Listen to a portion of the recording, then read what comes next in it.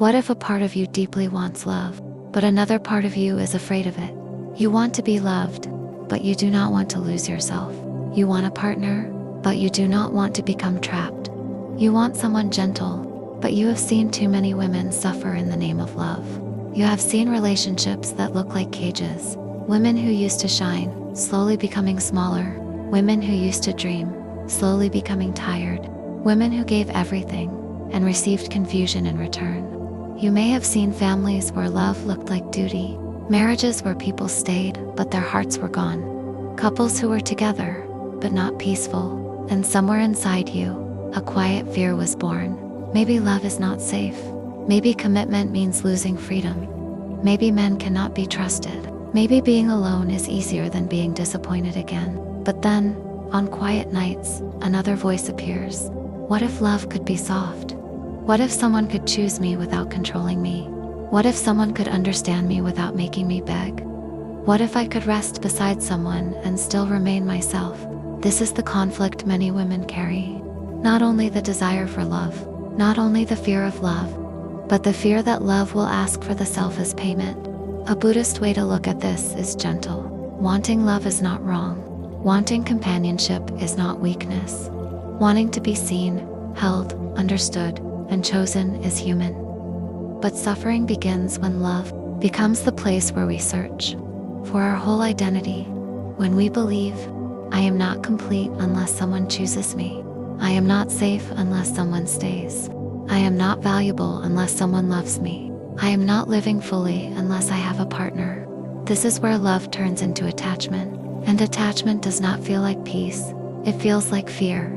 Attachment feels like waiting, checking, comparing, hoping, holding your breath, wondering if you are too much or not enough, too independent or too emotional, too late, too damaged, too difficult to love. And then, because attachment hurts, the heart creates protection. It says, do not trust, do not need, do not open, do not hope, do not depend on anyone. Stay alone because alone is safe. And maybe for a season, being alone really is safe. Maybe solitude is exactly where you heal. Maybe silence is where you remember yourself. Maybe distance is where your nervous system finally breathes. There is wisdom in being alone. There is power in learning how to sit with yourself without panic. There is beauty in not needing to be chosen to feel alive. But there is also a hidden danger. Sometimes fear dresses itself as freedom. Avoidance dresses itself as independence. A closed heart dresses itself as strength. And self-protection slowly becomes a wall. You may think, I am free because I do not need anyone. But deep inside, maybe you are not free. Maybe you are afraid to trust, afraid to hope, afraid to let someone close enough to hurt you, afraid to discover that you still want love after everything you have seen. Buddhism does not ask you to force yourself into love, and it does not ask you to reject love forever. It asks you to see clearly, to look at your desire without shame, and to look at your fear without letting it control your life. Because the goal is not to become someone who needs nothing. The goal is to become someone who does not abandon herself for anything, not for love, not for attention, not for marriage, not for society, not for loneliness, not for the fantasy of being chosen. There is a Buddhist teaching called the middle way. The middle way is the path between extremes. It is not blind attachment, and it is not cold rejection. It is not clinging to love as if it will save you. And it is not running away from love as if every heart is dangerous. One extreme says, I need a partner to complete me. The other extreme says, I must never need anyone. But the middle way whispers, I can be whole on my own, and still welcome love if it comes with peace. I can enjoy my freedom, and still allow someone gentle to walk beside me. I can protect my heart, without locking it away forever. I can want love, without worshiping it. I can be open, without becoming desperate. This is a softer kind of wisdom, because many people misunderstand detachment. They think detachment means, I do not care, I do not feel, I do not need, I do not love. But in Buddhism, non-attachment is not the absence of love. It is the absence of clinging. It is the ability to love without making another person the owner of your peace.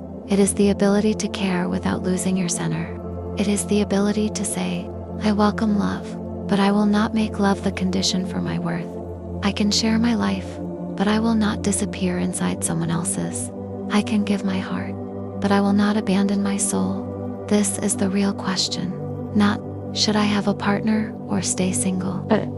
Can I love without losing myself? Can I commit without becoming small? Can I desire love without becoming attached to the idea that I am incomplete without it? Can I be alone without fear? And can I be loved without surrendering my freedom? Many women are not afraid of love itself. They are afraid of what they have seen love become: control, duty, jealousy, silence, emotional labor, waiting for a man to mature, shrinking yourself so someone else feels comfortable, explaining your feelings over and over until you become tired of your own voice, being called too sensitive when you are simply asking for care, being told to be patient when you are already carrying too much. So when people say, why are you still single? Why are you afraid of commitment? Why do you not trust men? They may not understand. You are not only avoiding a relationship, you are avoiding becoming the kind of woman you have watched suffer. You are avoiding the version of love that takes more than it gives. You are avoiding the slow loss of self. And this is understandable. But Buddhist wisdom invites us to be careful, because pain can teach us, but pain can also mislead us. One painful man can become the story we tell about all men. One broken relationship can become the prison we build around the future. One disappointment can become a belief, and beliefs can become walls. You may begin to say, men always leave, men always hurt, love always disappoints, commitment always takes freedom. But this is not seeing clearly. This is seeing through the wound. Buddhism teaches the importance of clear seeing, seeing things as they are, not as fear paints them, not as desire paints them, not as old pain paints them. Some people are unsafe. Some people are gentle. Some relationships are prisons. Some relationships are peaceful. Some commitments create suffering. Some commitments create warmth. Not all love is safe. But not all love is dangerous. The path is not to fear all love, and it is not to chase any love. The path is to become awake. To become awake in love means you stop asking only, do they like me?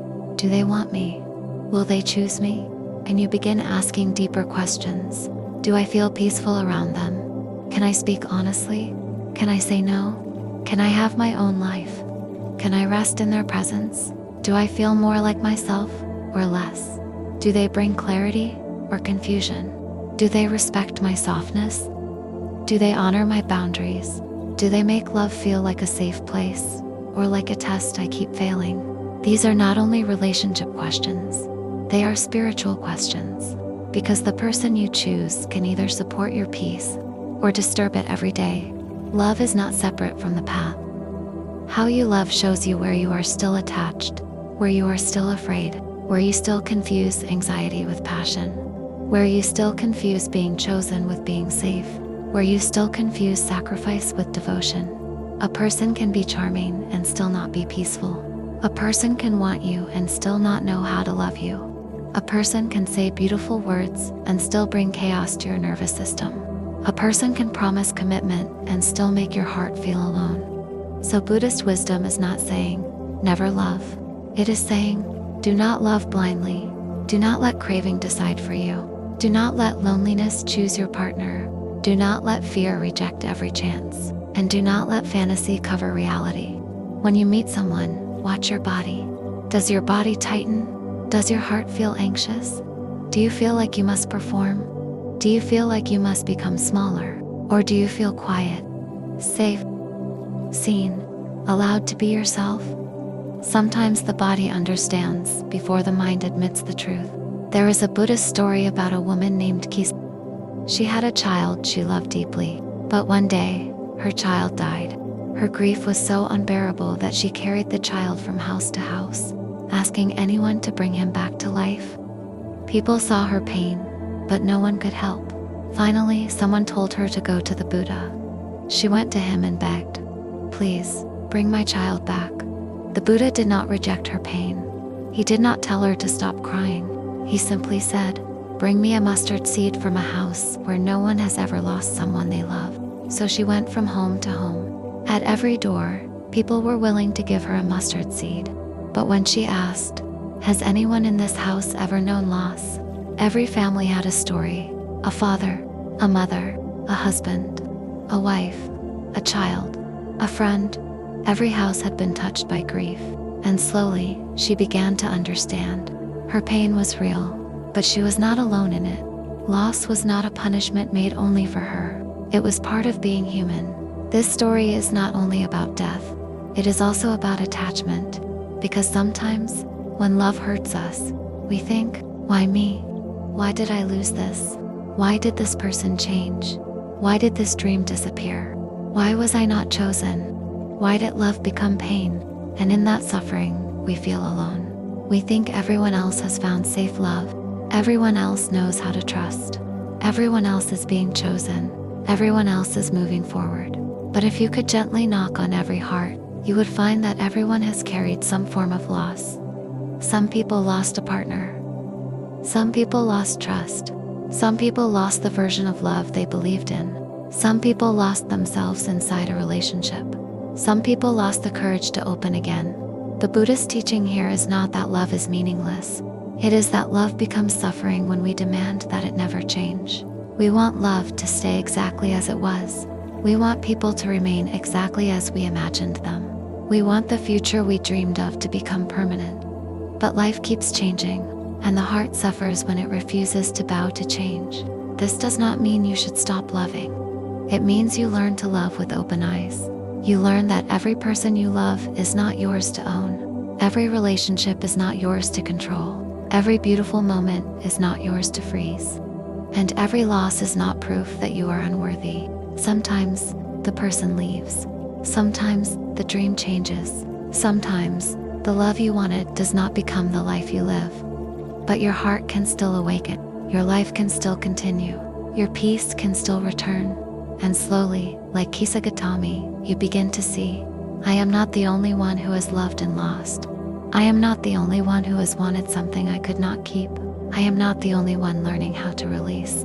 This understanding does not remove all pain, but it softens the loneliness inside it.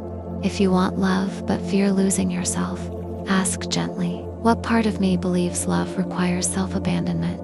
Where did I learn that commitment means captivity? Whose relationship taught me to fear closeness? Whose silence taught me to distrust affection? Whose pain became my warning? And when you find the answer, do not judge yourself. Your fear is not stupid. Your fear may have protected you. It may have stopped you from entering relationships that would have harmed you. It may have helped you leave situations where your peace was not respected. It may have taught you to watch actions instead of words. Fear is not always the enemy, but fear should not become your master. Fear is a visitor. Wisdom should be the guide. Let fear speak, but do not let fear drive. Let fear tell you, be careful, but do not let fear say, never open again. Let fear say, go slowly, but do not let fear say, no one is safe. Let fear say, watch their actions, but do not let fear say, love is impossible. This is the middle way. You do not throw your heart into someone's hands, and you do not bury it so deeply that no one can reach it. You hold it with awareness. You let someone earn closeness. You let trust grow slowly. You allow love to reveal itself through consistency, through patience, through respect, through peace, not through intensity, not through promises, not through pressure, not through the fear of being alone. A peaceful love does not rush you out of yourself. It allows you to arrive more fully into yourself. There is also a difference between wanting love and craving love. Wanting love says, it would be beautiful to share my life. Craving love says, I cannot be okay unless someone chooses me. Wanting love is soft. Craving love is desperate. Wanting love leaves space. Craving love tries to control. Wanting love can wait. Craving love panics. Wanting love says, I hope love comes. Craving love says, if love does not come, I am incomplete. This is where suffering begins, not because you want a partner, but because you begin to believe a partner is the doorway to your worth, and society can make this worse. People ask about marriage, as if it is proof that your life is progressing. They treat being chosen as success. They treat being single as a problem to solve. They praise women for being wanted, but not always for being peaceful. So a woman begins to wonder, am I behind? Am I too old? Am I too independent? Am I too difficult? Am I missing out on life? But from a Buddhist perspective, your life is not waiting to begin. Your life is already happening. Your breath is happening. Your growth is happening. Your healing is happening. Your awareness is happening. Your path is happening. A relationship can be part of life, but it is not life itself. A partner can walk beside you, but they are not the path itself. Marriage can be meaningful, but it is not proof that your soul has succeeded. Being single is not failure. Being partnered is not enlightenment. The real question is, are you awake in the life you are living? Or are you waiting for love to give you permission to exist fully? Some women do not want commitment because they love their freedom, and that is valid. There is nothing wrong with enjoying your own space, your own routines, your own silence, your own money, your own choices, your own bed, your own mornings, your own life. Freedom can be sacred, but ask yourself gently, is this freedom coming from peace or from fear? Peace says, I love my life, and I will only share it with someone who honors it. Fear says, I must stay alone because love will take my life away.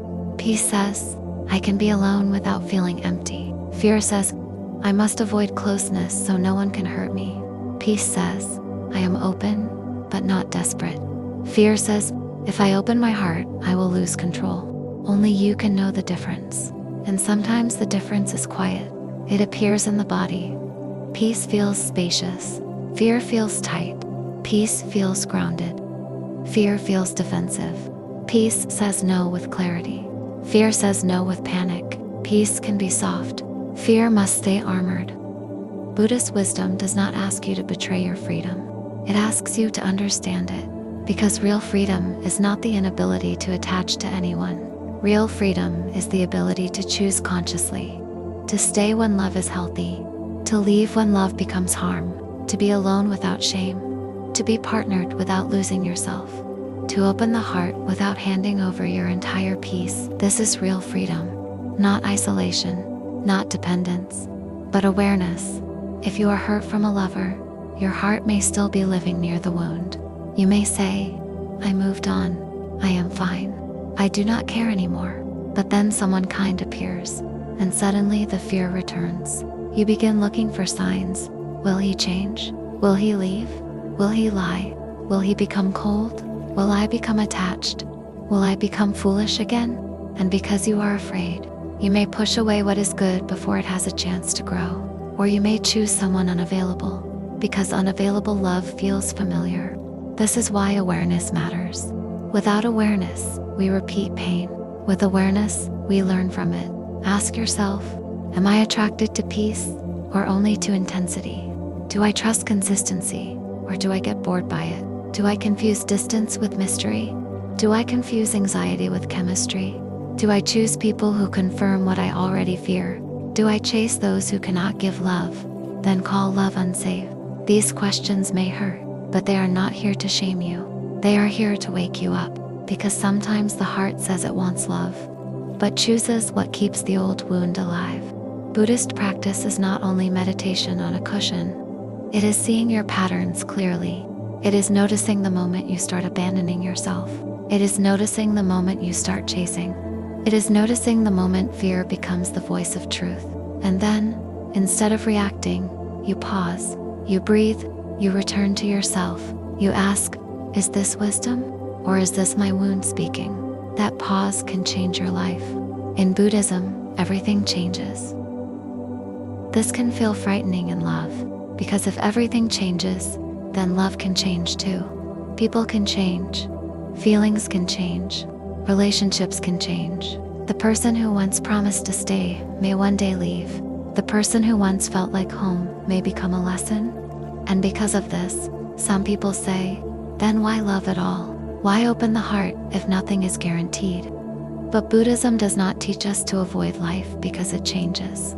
It teaches us to love with awareness because it changes. A flower is beautiful, even though it will not bloom forever. A sunset is beautiful even though it fades. A moment of kindness is real even though it passes. Love does not need to be permanent to be meaningful, but we suffer when we demand permanence from what is naturally changing. This is why non-attachment matters. It does not mean, do not love. It means, do not try to freeze love. Do not make someone promise to become the source of your entire peace. Do not hold so tightly that the beauty becomes fear. Love can be beautiful when it is held with open hands, not careless hands, open hands. Hands that say, I am grateful you are here. I will love you with presence. I will meet you with honesty, but I know you are not mine to control, and I am not yours to own. This is love with freedom. This is love without self-abandonment. This is love that breathes. So what is the Buddhist teaching for the woman who wants love, but fears losing herself? It is this: do not make love your prison, and do not make fear your temple. Do not worship partnership, and do not worship independence. Do not chase love because you feel incomplete, and do not reject love because you are afraid. Walk the middle way. Become whole enough to be alone, and soft enough to love. Become wise enough to see red flags, and open enough to recognize kindness. Become free enough to leave what harms you, and brave enough to receive what is gentle. You do not need a partner to complete you, but you are allowed to want someone beside you. You do not need a man to give your life meaning, but you are allowed to enjoy being loved well. You do not need commitment to prove your worth, but you are allowed to choose commitment if it brings peace, respect, and growth. You do not have to decide your whole future today. You do not have to say, I will never love, or I must find love now. You only have to return to yourself, again and again. Ask, am I choosing from fear or from peace? Am I opening because I am ready, or clinging because I am lonely?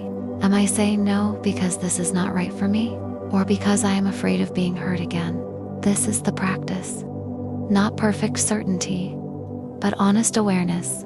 If love comes, let it meet the real you. Not the version of you who begs to be chosen. Not the version of you who becomes smaller to be accepted. Not the version of you who ignores her intuition. Not the version of you who calls anxiety romance. Let love meet the woman who has returned to herself. The woman who has learned the difference between peace and intensity. The woman who can be soft without being naive. The woman who can be kind without being available to harm. The woman who can say, I would love to share my life, but I will not lose my life to be loved. This is not bitterness. This is wisdom. And if love does not come right now, your life is not empty. There is still morning light. There is still friendship. There is still beauty. There is still purpose. There is still your breath. There is still the quiet path of becoming. Your awakening does not wait for marriage. Your peace does not wait for a man. Your worth does not wait for someone to choose you. You are not half a person waiting to be completed. You are already a whole life. A partner may join you, but they do not create you. Love may bless your path, but it is not the path itself. So if you are afraid of love, be gentle with that fear. Ask it what it is protecting. If you are longing for love, be gentle with that longing. Ask it what it is really seeking. And if you are somewhere between wanting love and fearing it, know that you are not broken. You are simply learning how to want without clinging, how to protect yourself without closing, how to be free without becoming hard, and how to love without losing the woman you came here to become. Maybe the question is not, will I ever find love? Maybe the question is, can I become the kind of woman who does not abandon herself when love arrives? Maybe the question is not, can I trust men? Maybe the question is, can I trust myself to see clearly, to leave when something harms me, to stay open when something is gentle, to stop confusing fear with wisdom, and to stop confusing attachment with love? Maybe the question is not, is commitment for me? Maybe the question is, can commitment exist without control? Can love exist without losing freedom? Can closeness exist without self-abandonment? And the answer is, yes, but only when love is awake, only when love is honest, only when love has respect, only when love has space, only when love allows both people to grow. Buddhist wisdom does not promise that love will never hurt, but it teaches that you do not have to turn hurt into a home. You can learn, you can heal, you can soften, you can become wiser, You can open your heart slowly, not because you need someone to complete you, but because a heart that is free does not need to be locked forever. Thank you for watching. If this reflection brought you peace, subscribe to The Lotus That Heals for more Buddhist wisdom on love, letting go, healing, and inner peace. And before you go, share in the comments. Do you fear love, or do you fear losing yourself in love?